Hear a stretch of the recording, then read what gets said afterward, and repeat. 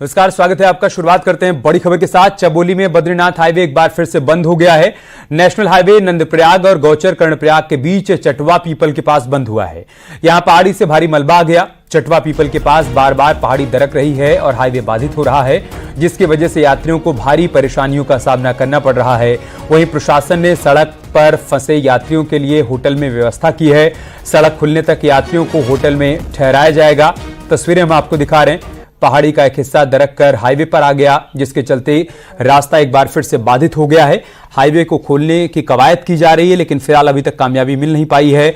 BRO की team यहां पर आधुनिक मशीनों के साथ हाईवे को खोलने की कोशिश कर रही है, लेकिन फिलहाल अभी इसमें चुनौतियों का सामना करना पड़ रहा है। वहीं रास्ता बाधित होने के चलते दोनों तरफ तमाम यात्री फंसे हुए हैं, जो कि मुश्किलों का सामना कर रहे हैं। लेकिन इन सब के बीच प्रशासन की तरफ से यात्रियों के ठहरने की व्यवस्था भी अलग अलग होटल्स में की गई है, ताकि उनके सामने ठहरने और खाने पीने की कोई दिक्कत, कोई परेशानी ना आए और जल्द से जल्द रास्ते को बहाल किया जा सके। ये कवायद भी चल रही है। ग्राउंड पर इस वक्त जो हालात बने हुए हैं, उससे संबंधित दो तस्वीरें हम आपको दिखा रहे हैं।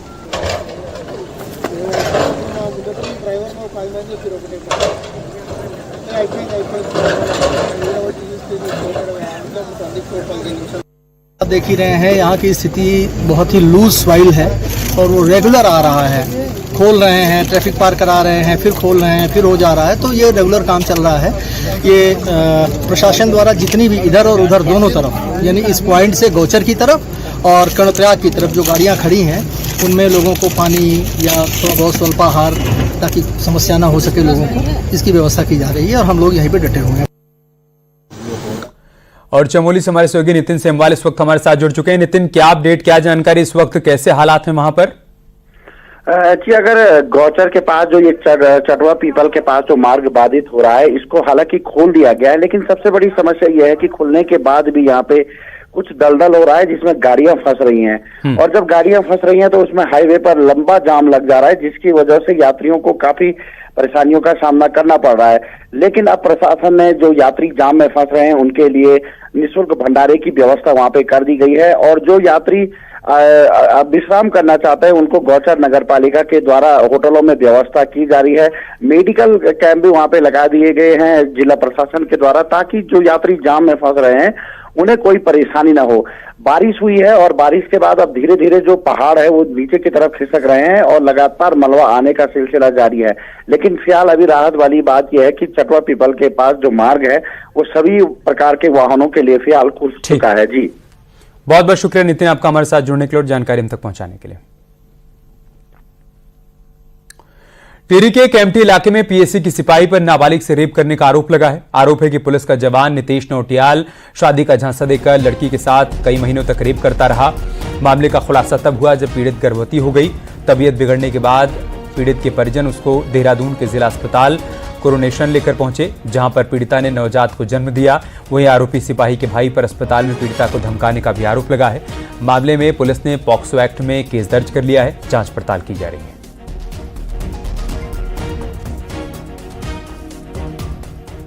इसमें तत्काल पॉक्सो में और 376 में मुकदमा तो वजीगत किया गया था। अब इसमें जो इसमें डीएनए प्रोफाइलिंग की जानी है और जो पीड़िता है उसके माननीय न्यायालय के समक्ष बयान किए जाने हैं और बाकी एविडेंस कलेक्शन का हम लोग काम कर रहे हैं। खबर टिहरी से है, जहां पर एक गुलदार गोशिल गांव के जंगल में लगे तारबाड़ में फंस गया, जिसके बाद वन विभाग को इस बात की सूचना दी गई। वन विभाग की टीम ने मौके पर पहुंचकर पहले गुलदार को बेहोश किया और फिर कड़ी मशक्कत के बाद गुलदार को सुरक्षित निकाला गया। गुलदार को अब सुरक्षित जगह पर छोड़ा जाएगा।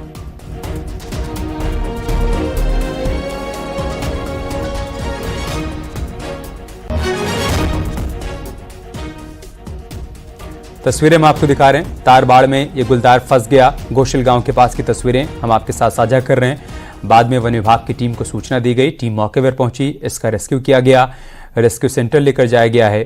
काफी मशक्कत के बाद तारबाड़ से इस गुलदार को निकाला गया।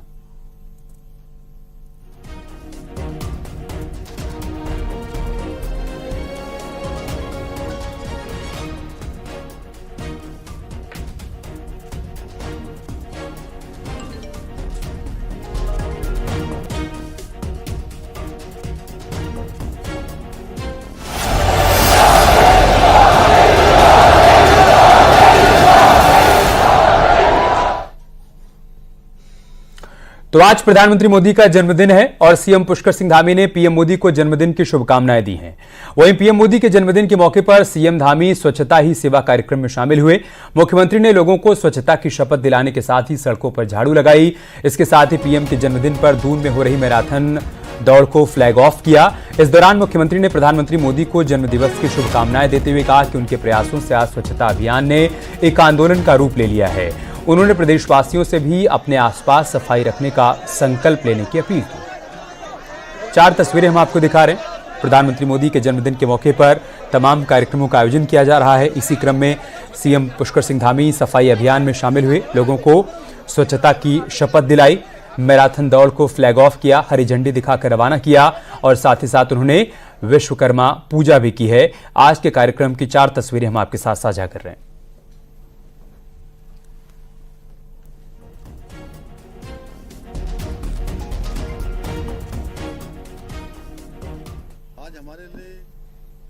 बहुत ही शुभ दिन है और बहुत खुशी का दिन है कि आज हमारे आदरणीय प्रधानमंत्री नरेंद्र मोदी जी का जन्म दिवस है। हम भगवान से प्रार्थना करते हैं कि भगवान उनको स्वस्थ रखें, वो शतायु हों, दीर्घायु हों और लंबे समय तक उनका नेतृत्व हमारे देश को प्राप्त होता रहे। मैं उत्तराखंड की देवतुल्य जनता की ओर से भी, यहाँ के सभी देवताओं की तरफ से भी भगवान से प्रार्थना करता हूँ कि भगवान उनको स्वस्थ रखें और हमारे उत्तराखंड से जो उनका विशेष लगाव है, उत्तराखंड उनके हृदय में बसता है, तो निश्चित रूप से समस्त उत्तराखंड वासी भी उनके जो है सुदीर्घ जीवन की कामना करते हैं और उनके नेतृत्व में आज पूरे विश्व के अंदर भारत की पताका फहर रही है। भारत दुनिया का सिरमौर भारत बनने की दिशा में आगे बढ़ रहा है। गरीब कल्याण की जो योजनाएं हैं, गरीब कल्याण के कार्यक्रम हैं, वो गरीबों के लिए एक मील का पत्थर साबित हो रहे हैं। हर किसी गरीब के जीवन को आगे बढ़ाने में सहायता कर रहे हैं। बद्री केदारनाथ मंदिर समिति ने प्रधानमंत्री मोदी के जन्मदिन पर बद्रीनाथ और केदारनाथ धाम में विशेष पूजा करवाई है। प्रधानमंत्री मोदी के लंबे जीवन की कामना की है भगवान से और इसके साथ ही देश की खुशहाली की भी कामना बाबा केदार और बद्री विशाल से की गई है। इसके अलावा पीएम मोदी के जन्मदिन पर बीकेटीसी के सभी मंदिरों में पूजा अर्चना की गई।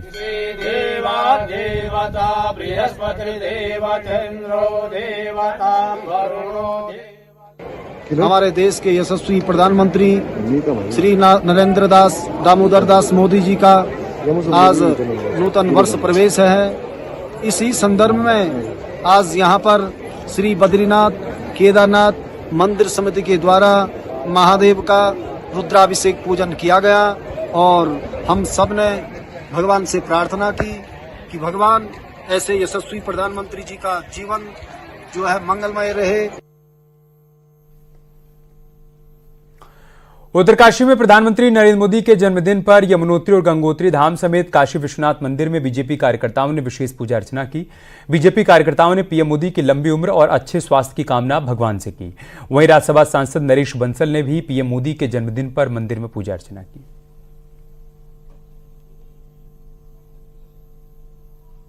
भारत के यशस्वी प्रधानमंत्री, विश्व के सबसे लोकप्रिय नेता श्री नरेंद्र मोदी जी का जन्मदिवस है। उस उपलक्ष्य में हम सब कार्यकर्ताओं ने काशी विश्वनाथ जी के चरणों में, मां गंगा के चरणों में यह प्रार्थना की है कि मां गंगा, काशी विश्वनाथ उनको अपना आशीर्वाद दे, वो दीर्घायु हों।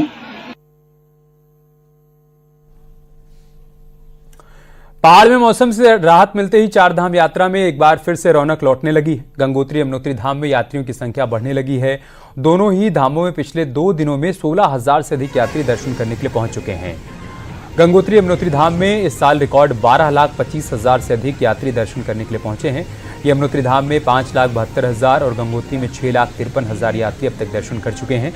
वहीं प्रशासन लगातार यात्रा पर नजर बनाए हुए है।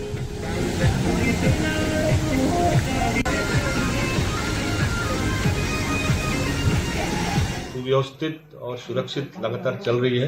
कभी ऐसा नहीं हुआ कि हमारी एक दिन में कोई चारधाम यात्रा रुकी है। अब थोड़ा यात्रियों की संख्या बढ़ने लग गई है।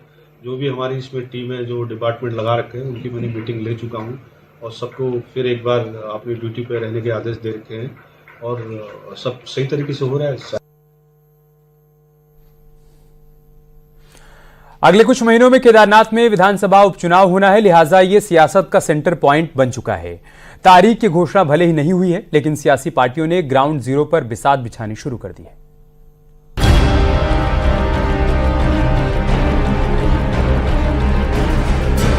92,000 मतदाताओं वाली केदारनाथ विधानसभा सीट पर उपचुनाव कब होगा ये अभी तय नहीं है, लेकिन यहाँ चुनावी शोर जोरों पर है। बात बीजेपी की करें तो उसने केदारनाथ में बिसात बिछानी शुरू कर दी है। केदारनाथ विधानसभा में 173 बूथ हैं। बीजेपी ने इन बूथों पर 173 पदाधिकारी तैनात कर दिए हैं। बूथों के ऊपर पार्टी के 46 शक्ति केंद्र हैं। शक्ति केंद्र के ऊपर 5 मंडल हैं। हर शक्ति केंद्र और हर मंडल में भी इसी तरह एक एक पदाधिकारी की तैनाती की गई है। ऐसे करीब 200 पदाधिकारी हैं जो केदारनाथ विधानसभा के बाहर से हैं। ये केदारनाथ में डेरा डाल चुके हैं। 20 सितंबर के बाद 5 मंडलों में एक एक कैबिनेट मंत्री को भी मैदान में उतारने की तैयारी है।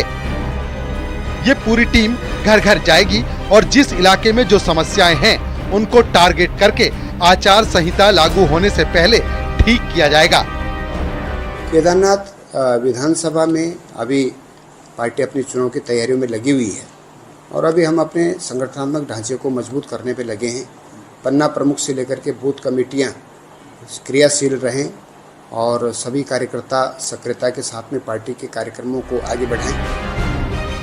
दूसरी तरफ कांग्रेस की अपनी अलग तैयारी है। कांग्रेस ने साफ कहा है कि बीजेपी पिछले 2 उपचुनाव हारने के बाद घबराई हुई है, इसीलिए केदारनाथ में जोर लगा रही है। कांग्रेस के मुताबिक जनता अब मन बना चुकी है। भाजपा डरी हुई है क्योंकि 2 बाई इलेक्शन वो हारी है। उनके लिए भी ये प्रतिष्ठा का सवाल है कि उनको ये चुनाव जीतना है। लेकिन जो हालात उन्होंने केदारनाथ में करे और जो पूरे प्रदेश में आज हालात है, तो मुझे पूरा विश्वास है कि केदारनाथ के लोग भारतीय जनता पार्टी को इस बार धूल चटाने का काम करेंगे और कांग्रेस पार्टी को वोट देने का मन लोग पहले से बना चुके हैं। इसमें कोई दो राय नहीं कि उपचुनाव होने तक केदारनाथ सियासत का केंद्र बना रहेगा। बीजेपी और कांग्रेस दोनों ही इसे गंभीरता से ले रही हैं। बीजेपी के पास मौका है कि वो 2 उपचुनाव में मिली हार के दाग को इस जीत से धो सकती है, तो कांग्रेस मंगलोर और बद्रीनाथ में जीत के बाद केदारनाथ में हैट्रिक बनाकर पूरा टेम्पो अपने नाम कर सकती है। देहरादून से न्यूज़ 18 के लिए सुनील नवप्रभात की रिपोर्ट।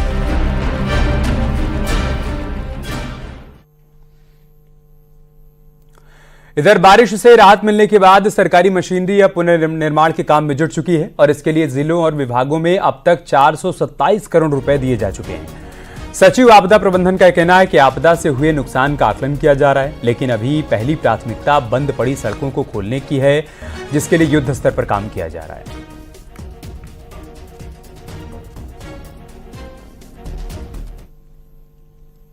लगभग 427 करोड़ रुपया माननीय मुख्यमंत्री जी के निर्देश पे अब तक जनपदों को रिलीज किया गया, विभागों को रिलीज किया गया है की कार्रवाई की जानी है। फौरी राहत की कार्रवाई की जानी है, वो लगातार गतिमान है। आप देख रहे हैं डे 1 से कार्रवाई की जा रही है ताकि लोगों का जनजीवन सामान्य बनाया जा सके, लोगों का आवागमन सुचारू बनाया जा सके और जो मूलभूत आवश्यकताएं हैं बिजली, पानी, सड़क, परिवहन, ये सब सामान्य किया जा सके।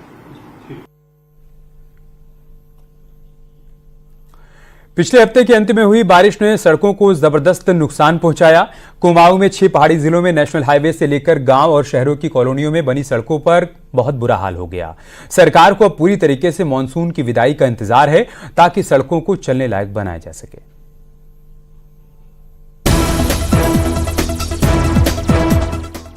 मानसून की इस आखिरी बरसात ने कुमाऊं में नैनीताल से लेकर पिथौरागढ़ तक सड़कों का बुरा हाल कर दिया है। लैंडस्लाइड से जहां पहाड़ों से होकर निकलने वाले 3 नेशनल हाईवे कई जगह जानलेवा बन चुके हैं, तो वहीं स्टेट हाईवे, डिस्ट्रिक्ट हाईवे और ग्रामीण सड़कों का हाल तो और भी बुरा है। मैदानी इलाकों में भी जलभराव के कारण शहरी इलाकों की सड़कों का डामर उखड़ चुका है। कुल मिलाकर कुमाऊं में 250 से ज्यादा सड़कें इस समय बुरे दौर से गुजर रही हैं।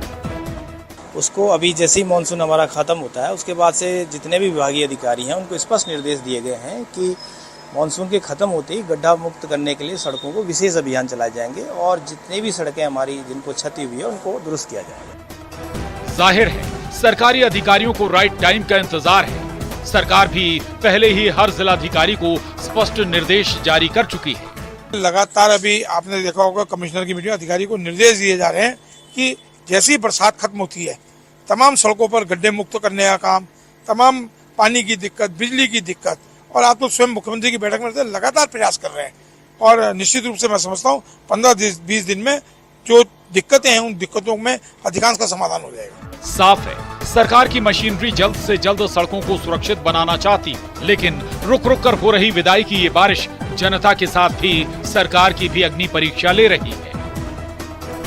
हल्द्वानी से न्यूज 18 के लिए शैलेंद्र नेगी की रिपोर्ट।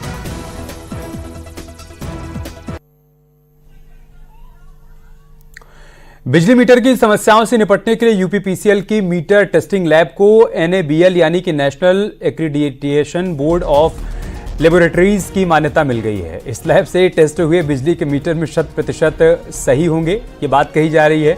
दरअसल यूपीसीएल को लगातार बिजली मीटर को लेकर ज्यादा बिल आने की शिकायतें मिल रही थी, जिससे निपटने के लिए मीटर टेस्टिंग लैब इसे भेजा गया, लेकिन ये लैब ISO द्वारा प्रमाणित नहीं होने से विभाग के साथ कंज्यूमर को परेशानी होती थी।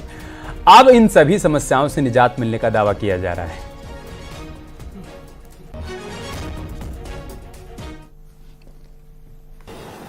देखिए, अब जो हमारी लैब है ये इस समय NABL एक्रेडिशन आ चुकी हैं। यानी NABL एक्रेडिशन का मतलब होता है नेशनल स्टैंडर्ड के सारे मानक को पूरा करने वाली लैब, ठीक है ना। नेशनल, और उस मानक से टेस्ट किए हुए जितने भी मीटर होंगे वो 100% एक्यूरेसी के होंगे। आप कह सकते हैं कि उसमें कोई भी शिकायत नहीं होगी।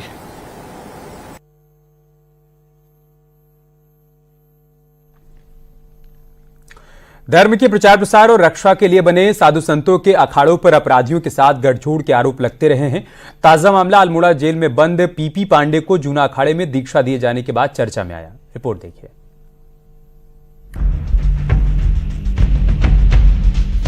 अंडरवर्ल्ड से जुड़े रहे अल्मोड़ा जेल में उम्र कैद की सजा काट रहे पीपी पांडे को पिछले दिनों जूना अखाड़े के थानापति राजेंद्र गिरी ने संन्यास दीक्षा देकर 5 मठों का मठाधीश बनाया तो मामले ने तूल पकड़ लिया। सरकारी स्तर पर हलचल हुई तो जेल प्रशासन ने जांच बिठा दी। वहीं अपराधी को संन्यास दीक्षा दिए जाने पर साधु संतों में भी हंगामा मच गया। इसके बाद जूना अखाड़े ने आगे आकर मामले में समिति बनाकर जांच करने की बात कही। बोला गया है कि तुरंत ही समिति गठन करो, तो मैं 7 आदमी का जूना अखाड़े के पदाधिकारियों पे कुछ निवृत्त कुछ वर्तमान पदाधिकारियों की टीम गठन करेंगे। उसमें क्या हुआ है, कैसे हुआ है, कहीं उससे पैसा लेकर लोभ में लालच में कुछ भी किया गया है, उसको पर कड़क कार्रवाई किया जाए। आपराधिक छवि वाले और दागी लोगों को संतों का चोला पहनाए जाने पर साधु संतों का एक बड़ा धड़ा मुखरता से विरोध कर रहा है। अखिल भारतीय अखाड़ा परिषद के पूर्व प्रवक्ता रहे बाबा हठ योगी का कहना है कि गुंडे और माफिया को अखाड़े में दीक्षा दिए जाने से अखाड़ों में भी माफिया राज कायम हो गया है। परंपरा डाली है तो अब उसने ये डान वाली परंपरा डाल दी अपने लोगों और अपने उन लोगों को विरोधियों को धमकाने के लिए, तो ये इसके लिए अखाड़े के लिए भी हितकारी नहीं है। और मैं समझता हूँ कि इस तरह अगर प्रशय देंगे गुंडा और माफियाओं का ही राज अखाड़ों में होगा तो धीरे धीरे ये मिट जाएंगे। दागी लोगों को संत का चोला पहनाए जाने का ये पहला मामला नहीं है। इससे पहले जूना अखाड़े में दिल्ली के हिस्ट्री शीटर रहे गोल्डन बाबा, स्वयंभू संत सुखविंदर कौर उर्फ राधे माँ और बियर बार चलाने वाले सचिन दत्ता को निरंजनी अखाड़े में महामंडलेश्वर बनाया जा चुका है। न्यूज 18 के लिए हरिद्वार से पुलकित शुक्ला की रिपोर्ट।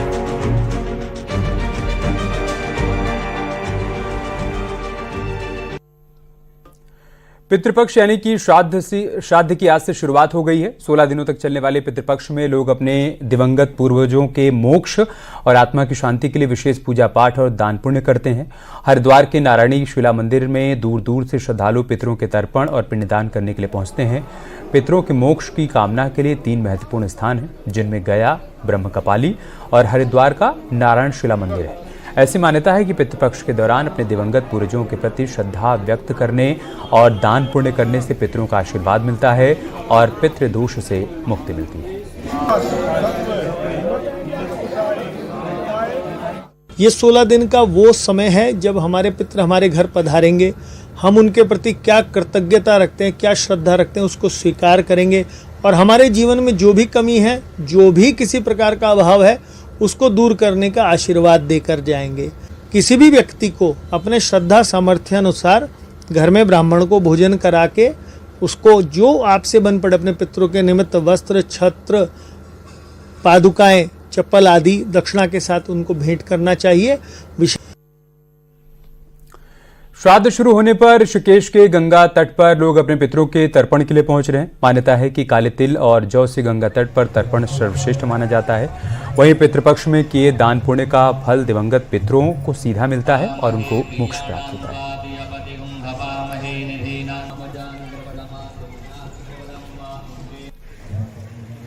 जो हमारे पितरे वो धरती पे आते हैं और उनको जौ तिल से हम उनका अभिषेक करते हैं, उन्हें भोजन करवाते हैं, ब्राह्मणों को भोजन करवाते हैं। ये इसका महत्व है। गंगा तट पे क्या विशेष महत्व हो जाता है?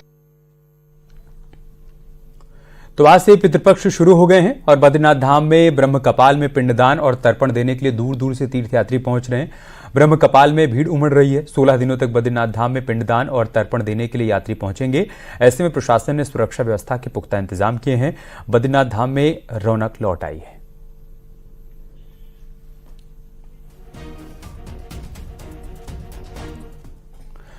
पहाड़ों में आज भी लोग अपनी सांस्कृतिक परंपरा को बचाने में जुटे हुए हैं और अपनी पीढ़ी को इसके महत्व के बारे में बता भी रहे हैं। भिलंगना घाटी में भी एक ऐसी परंपरा के तहत सालों से पांडव नृत्य का आयोजन होता रहा है, जिसके लिए ग्रामीण 7 समंदर पार से पहुंचते हैं और इसके साक्षी बनते हैं।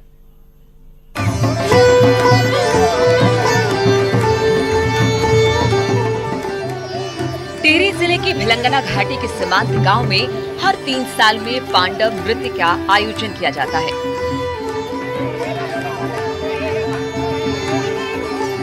लोग अपनी कुलदेवी और देवताओं की पूजा अर्चना करते हैं और क्षेत्र की खुशहाली और अच्छी फसल के लिए प्रार्थना करते हैं। हर तीसरे साल होने वाले इस आयोजन में गांव और आसपास के क्षेत्र के साथ ही विदेशों में रहने वाले गांव के लोग भी आते हैं और देवी देवताओं का आशीर्वाद लेते हैं।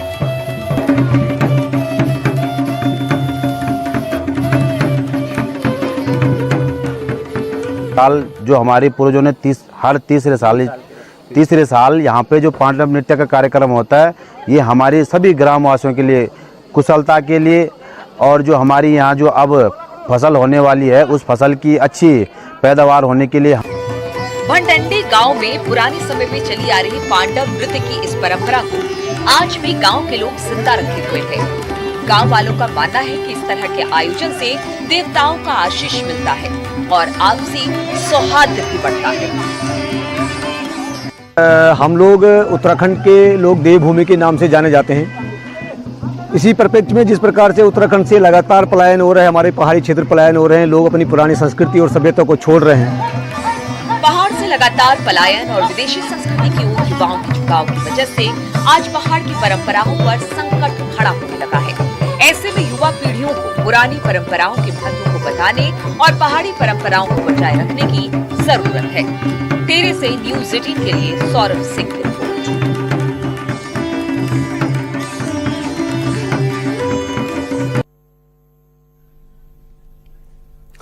जोशीमठ में मां चंडिका का मेला चल रहा है। वहीं मंदिर में 200 अखंड घी के दिए भी जलाए गए हैं।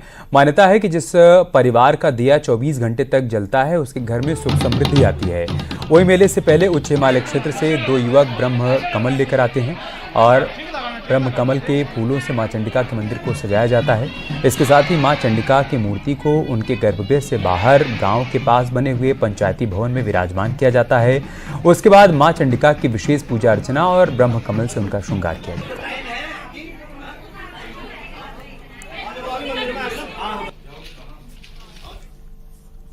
चंडिका माता का जो आखट मुकुट है, जो आखेट बना उसका, वो नरसिंह मंदिर में रहता है और केवल साल भर में एक बार जनता के बीच में फूलार जब ब्रह्म कमल आते हैं वहाँ से कैलाश से, तो अर्थ यह है कि माँ चंडिका के इस पावन अवसर पर उस ब्रह्म कमल से यहाँ पे उसकी गांव के लोग पूजा करते हैं। घी के दिए जलते हैं, कम से कम 200-150 300 जैसे अपने गांव वासी यहाँ हैं, कोई देहरादून है, कोई कहीं है, लेकिन तभी 200 करीब अभी दिए जल रहे हैं और जलाते हैं। और ये दिए बुझने नहीं चाहिए।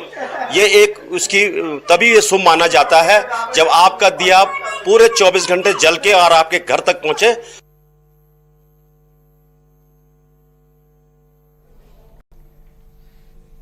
से दुग्धेश बोरा की जमानत याचिका पर आज हाईकोर्ट में सुनवाई पूरी हो गई।